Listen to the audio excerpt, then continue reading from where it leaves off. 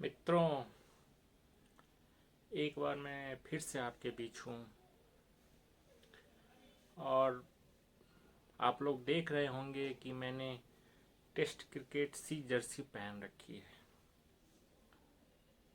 तो आप अंदाज़ा लगा सकते हैं कि आज हम क्रिकेट पे ही चर्चा करेंगे। कल एक और कहानी ख़त्म हुई और ये कहानी ऐसे ख़त्म हुई कि न किसी ने ताली बजाई न कोई रोया। और ये कहानी ख़त्म हुई भारत के सफलतम टेस्ट और एक दिवसीय कप्तान रहे विराट कोहली की, जिन्होंने विषम परिस्थितियों में कल टेस्ट कप्तानी से इस्तीफा दे दिया और इसकी जानकारी उन्होंने ट्विटर और इंस्टाग्राम के थ्रू दी। पिछले महीने 2 महीने से विराट कोहली के साथ सब कुछ ठीक नहीं चल रहा था। सर्वप्रथम उन्होंने T20 की कप्तानी छोड़ने का फैसला किया। इस बारे में भारतीय क्रिकेट बोर्ड को जानकारी दी और बोर्ड ने इस पर अपनी सहमति जताई, जिसको लेकर भारतीय क्रिकेट बोर्ड से कुछ अलग तरह के बयान आए जो कि सही नहीं जान पड़ते। फिर बाद में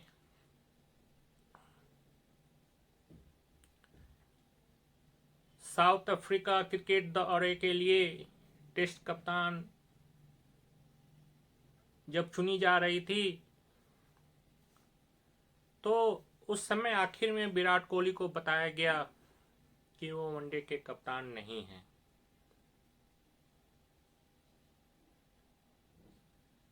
और इस बात को उन्होंने बेहद ही सहजता से लिया। यही एक महान खिलाड़ी की निशानी है। और कल साउथ अफ्रीका से जो वर्तमान श्रृंखला चल रही थी, जिसमें भारत 2-1 से हमारा देश हार गया, उसके बाद विराट कोहली ने कप्तानी पद से इस्तीफा देना समझा। इसके पीछे जो खेल चल रहा है, क्रिकेट के खेल के पीछे, पर्दे के पीछे जो खेल चल रहा है, इस खेल में राजनीति भी है और उस खेल में धर्म भी है। उस खेल में नए कोच का आना भी है। राजनीति भारतीय क्रिकेट में इस कदर हावी है कि जैसा जिन्होंने कभी बल्ला नहीं पकड़ा होगा, केवल इस बात को लेके भारतीय क्रिकेट बोर्ड के सचिव हैं कि उनके पिता अमित शाह भारत देश के गृह मंत्री हैं और भारतीय क्रिकेट बोर्ड के अध्यक्ष सौरव गांगुली भी उनके सामने नतमस्तक नजर आते हैं। ये देखकर भारतीय क्रिकेट की प्रतिष्ठा को कितनी चोट पहुंचती है, ये शायद क्रिकेट चलाने वाले नहीं समझते, या समझ कर भी अनजान है, क्योंकि आज के दिन किसी की हिम्मत नहीं है कि वो भाजपा के गृह मंत्री के खिलाफ आवाज उठा सके, जो कि कभी तरीपार हुआ करते थे, जिन पर सीबीआई जज लोया को मरवाने का आरोप लगा, जिन पर तुलसी प्रजापति, कौसर बी, सोहराबुद्दीन शेख के फर्जी एनकाउंटर का आरोप लगा और भारतीय न्यायपालिका ने अपनी प्रतिष्ठा को गड्ढमड्ढ करते हुए इन सभी आरोपों से उन्हें बरी कर दिया था। तो जब जैसा जैसा व्यक्ति भारतीय क्रिकेट का सचिव हो, तो उस क्रिकेट बोर्ड से क्या उम्मीद की जा सकती है कि वो किसी खिलाड़ी की प्रतिभा को पहचान के उसको आगे बढ़ने का मौका देगा, या राजनीतिक पसंद और नापसंद को भी देखा जाएगा। विराट कोहली ने किसान आंदोलन पर भी अपनी राय व्यक्त की थी। जब मोहम्मद शमी को उनके खराब प्रदर्शन के लिए कुछ हिंदू, मानसिक अवसाद के शिकार हिंदू, राजनीतिक नेताओं के हाथों के कठपुतली हिंदू जब भला बुरा कह रहे थे, उनके धर्म को आड़े हाथों ले रहे थे, उस समय विराट कोहली ने कप्तान की भांति मोहम्मद शमी का साथ दिया और कहा कि इसमें धर्म की कोई भूमिका नहीं है। मोहम्मद शमी एक बेहतरीन खिलाड़ी हैं और हर एक खिलाड़ी हर एक मैच में अच्छा नहीं खेल सकता, चाहे वो मैच पाकिस्तान के खिलाफ हो, चाहे वो मैच अफगानिस्तान के खिलाफ हो, ऑस्ट्रेलिया के खिलाफ हो या न्यूजीलैंड के खिलाफ। हर खिलाड़ी के जीवन में उतार चढ़ाव आते रहते हैं। उसके बाद नए कोच का आना हुआ, राहुल द्रविड़, जो कि बेहतरीन कोच समझे जाते हैं, लेकिन ऐसा जान पड़ता है कि विराट कोहली के साथ उतने सहज नहीं थे। और जब बोर्ड ही विराट कोहली के साथ सहज नहीं है तो फिर कोच कैसे सहज हो सकते हैं। और पिछले 2 मैचों में साउथ अफ्रीका के साथ श्रृंखला में टीम ऐसे खेली जिससे लगता है कि टीम मैच हारी नहीं, टीम को मैच हरवाया गया। खिलाड़ियों ने जानबूझकर खराब प्रदर्शन किया कि इसका ठीकरा विराट कोहली के ऊपर फोड़ा जा सके और विराट कोहली को कप्तानी छोड़ने के लिए विवश किया जा सके।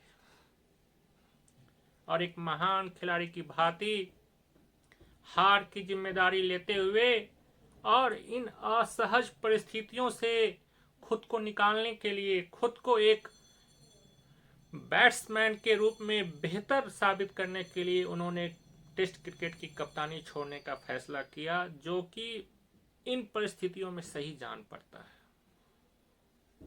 अगर आंकड़ों पर गौर करें तो विराट कोहली भारतीय क्रिकेट के अब तक के सफलतम कप्तान रहे हैं, टेस्ट क्रिकेट और वनडे में भी।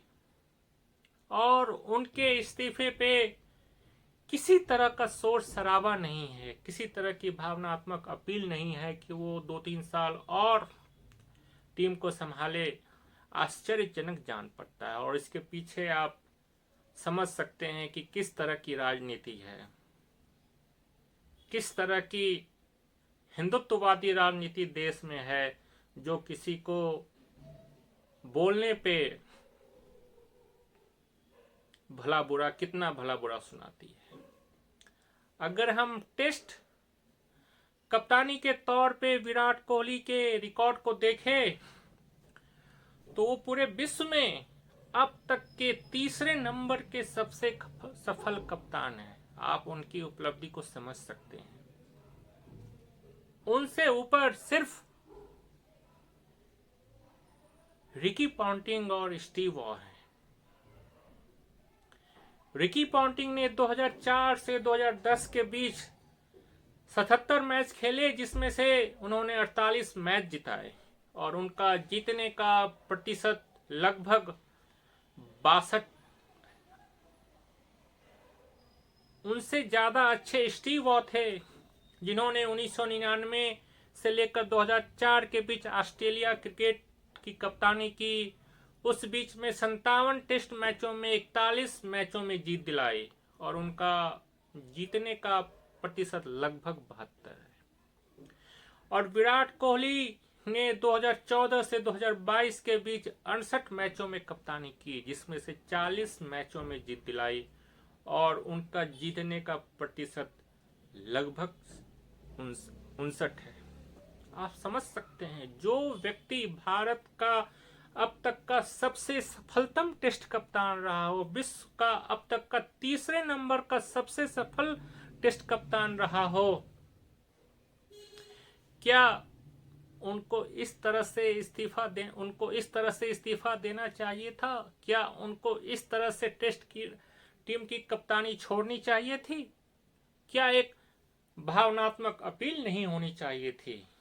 क्या बोर्ड को ये नहीं कहना चाहिए था कि वो अपने फैसले पे पुनर्विचार करे और 2-3 साल और टेस्ट टीम की कप्तानी का जिम्मा उठाए? और अगर विराट कोहली के आंकड़ों को उनसे पूर्व के कप्तान महेंद्र सिंह धोनी और सौरव गांगुली से की जाए तो ये आंकड़े उनसे भी बेहतर हैं। जहां गांगुली ने 2000 से लेकर 2005 के बीच 49 मैच खेले और उसमें महज 21 मैचों में टीम को जीत दिलाई, उनका जीतने का प्रतिशत लगभग 43 है। महेंद्र सिंह धोनी जो 2008 से 2014 के बीच टेस्ट टीम के कप्तान रहे, 60 मैचों में कप्तानी की, 27 में जीत दिलाई और उनका जीतने का प्रतिशत 45 रहा। और 2014 में जब उन्होंने कप्तानी छोड़ी तो उस समय कहा गया कि उन्हें 2-3 साल ज्यादा दिया गया, उन्हें 2011 के बाद ही टेस्ट टीम की कप्तानी छोड़ देनी चाहिए थी। और अभी के टेस्ट क्रिकेट को देखें तो इंग्लैंड की टीम जो सर्वाधिक सफल टीम मानी जाती है और जो रूट अच्छे कप्तान माने जाते हैं, उनका जीतने का प्रतिशत देखें, उसमें भी कोहली उनसे काफी आगे है। 2017 से 2022 के बीच जो रूट ने 61 मैच खेले बतौर कप्तान और सिर्फ 27 में टीम को जीत दिला पाए और उनका जीतने का प्रतिशत महज 44 है। और न केवल टेस्ट टीम, एक दिवसीय क्रिकेट की बात की जाए तो उसमें भी विराट कोहली अब तक के भारत के सबसे सफलतम कप्तान है। और न केवल भारत के सबसे सफल कप्तान हैं, बल्कि विश्व क्रिकेट के इतिहास को देखें तो उसमें भी तीसरे नंबर के सबसे सफल कप्तान हैं। उनसे ज्यादा मैच अगर किन्हीं कप्तानों ने जिताए हैं तो वो सिर्फ रिकी पॉन्टिंग और हैंसी क्रोन्ये हैं। हैंसी क्रोन्ये ने 138 मैच में साउथ अफ्रीका की कप्तानी की और 99 मैच जिताए 1994 और 2000 के बीच में, और उनका जीतने का प्रतिशत लगभग 74 है। वहीं रिकी पॉन्टिंग ने 2002 से 2012 के बीच ऑस्ट्रेलिया क्रिकेट वनडे टीम की कप्तानी की, 230 मैचों में 165 मैच जिताए और उनका जीतने का प्रतिशत लगभग 76 है। वहीं विराट कोहली ने 2013 से लेकर 2021 के बीच 95 मैचों में कप्तानी की, जिसमें उनका जीतने का प्रतिशत लगभग 65 है, जिसमें उन्होंने 65 मैच जिताए और उनका जीतने का प्रतिशत लगभग 70 है। सोच सकते हैं जिस खिलाड़ी का ऐसा रिकॉर्ड रहा हो उसे किन विषम परिस्थितियों में टेस्ट टीम की कप्तानी छोड़नी पड़ी। और भारतीय क्रिकेट पे जो राजनीति हावी है, ये सब उसी के कारण हो रहा है। अगर विराट कोहली के व्यक्तिगत आंकड़ों को देखें तो एक दिवसीय के 245 पारियों में उन्होंने 12,169 रन बनाए, जिसमें 43 शतक और 62 अर्धशतक है। और ये प्रतिशत में 59% है। हर एक पारी में लगभग 59 रन उन्होंने बनाए। टेस्ट मैच की 168 पारियों में उन्होंने 27 शतक लगाए हैं और 43 अर्धशतक, जिसमें लगभग 7,962 रन बनाए हैं और इनका प्रतिशत 50.39 का है। ऐसे विलक्षण प्रतिभा के खिलाड़ी को मजबूर किया गया कि वो टेस्ट टीम की कप्तानी छोड़े, और यह सब कुछ काल की तरह देश को अपने अपने मजबूत हाथों में जकड़े जो हिंदुत्ववादी राजनीति है उसके कारण जान पड़ता है।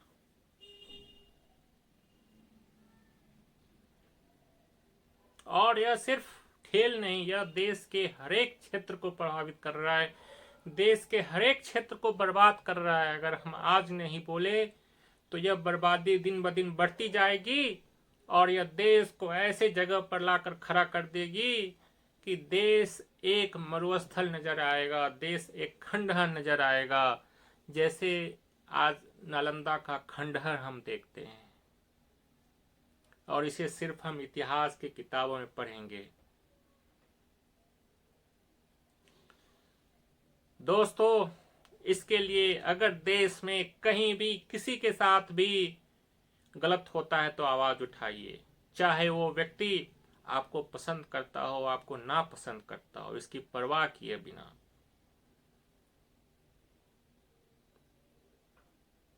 सही बात के लिए आवाज उठाइए और यही हमारा कर्तव्य है और यही बात हमारे लोकतंत्र को मजबूत बनाएगी, हमारे देश को आगे लेके जाएगी। इससे इतर हम उत्तर प्रदेश की राजनीति पर आते हैं। प्रियंका गांधी वाड्रा ने उन्नाव की रेप पीड़िता की मां आशा सिंह को उन्नाव से टिकट देने का फैसला किया है, जिनकी बेटी का भाजपा के विधायक कुलदीप सिंह सेंगर ने बलात्कार किया और परिवार को क्षति पहुंचाने में कोई कमी नहीं छोड़ी। इस पर जेल में बंद कुलदीप सिंह सेंगर की बेटी का कहना है कि कांग्रेस राजनीतिक लाभ लेने के लिए रेप पीड़िता की मां को चुनाव लड़ने का टिकट दे रही है। अगर एक रेप पीड़ित परिवार का मनोबल उठाने के लिए अगर कांग्रेस राजनीतिक लाभ लेने की कोशिश कर रही है मनोबल उठाने के नाम पे, तो ये राजनीति अच्छी है और ये राजनीति होनी चाहिए और इस राजनीति का हम सभी को स्वागत करना चाहिए। देश में ऐसी ही राजनीति होनी चाहिए। जो दबे हैं, पिछड़े हैं, जो कुचले हैं, जो शोषित हैं, वैसे लोगों को ज्यादा से ज्यादा चुनाव लड़ने का टिकट देना चाहिए, जिससे उनका मनोबल बढ़े, जिससे शोषण, क्रूरता के प्रति हमारी आवाज बुलंद हो, ऐसे लोगों को करारा जवाब मिले जो शोषण करते हैं, जो बलात्कार करते हैं, जो क्रूरता फैलाते हैं। अगर रेप पीड़िता के परिवार के बारे में थोड़ा सा जाने तो कुलदीप सिंह सेंगर की उन्नाव में उनका राज चलता है। उनकी इच्छा के बगैर वहां पत्ता भी नहीं हिलता है। वो एक तरह से दबंग है वहां के। पहले उन्होंने आशा सिंह की छोटी बेटी को अपने घर पे बुला के उसका बलात्कार किया। उसके बाद जब बड़ी बेटी पानी भरने को गई तो कुलदीप सेंगर के गुंडों ने उठा के उसका बलात्कार किया। पिता ने जब थाने में रिपोर्ट दर्ज कराने की कोशिश की तो कुलदीप सिंह सेंगर के गुंडों ने उनको पेड़ से बांध के बुरी तरह पीटा। पुलिस थाने ले गई, उससे अस्पताल में भर्ती नहीं कराया गया और पुलिस के द्वारा भी उनकी पिटाई हुई, जिससे उनकी मौत हो गई।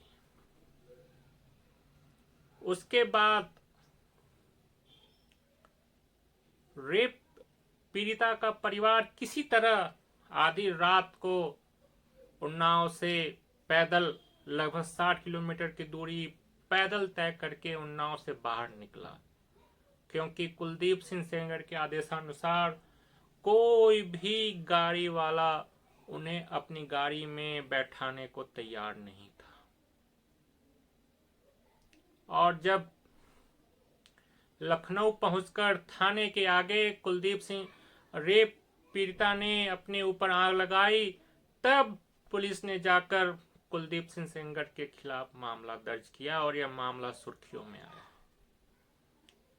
फिर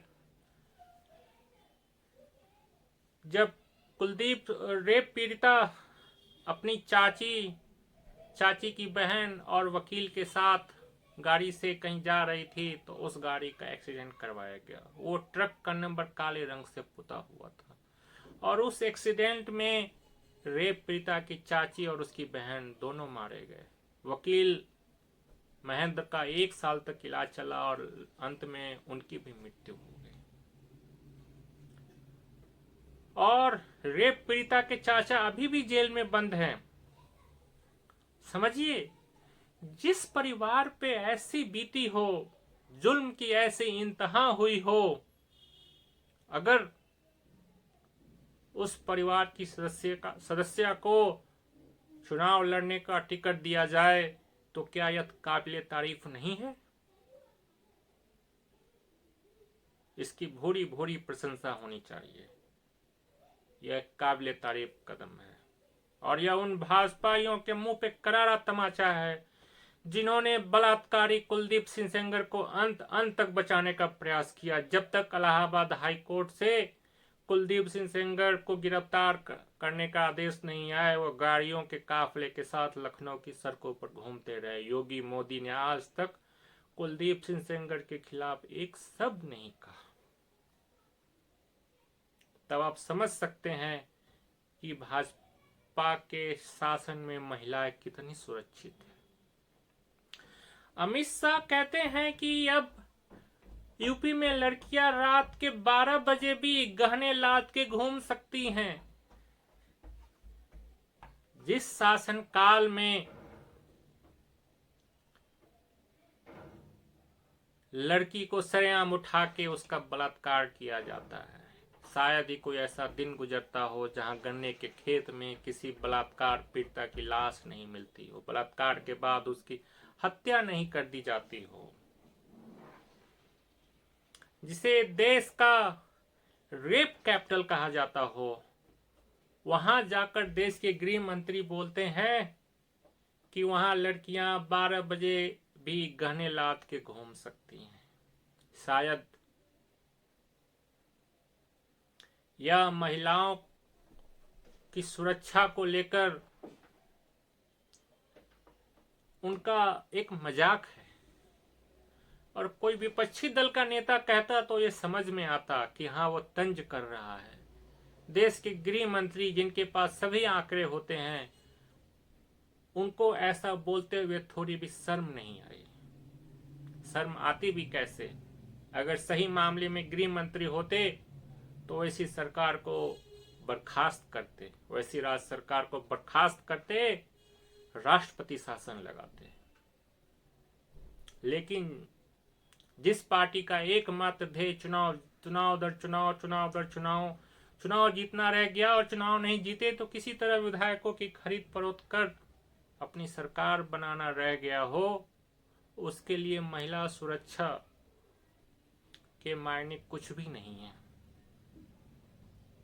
और ये क्रम आगे भी जारी रहेगा अगर हम समय रहते ऐसी ताकतों को सबक न सिखाए, ऐसी ताकतों को मुंह दो जवाब नहीं दे, उन्हें ये न बताए कि लोकतंत्र की असली ताकत जनता के हाथों में है। जो जनता सरकार चुनती है वही जनता उन्हें फिर से हरा भी सकती है और आने वाले यूपी के चुनाव में जनता इस बात का एहसास भाजपा को जरूर कराएगी।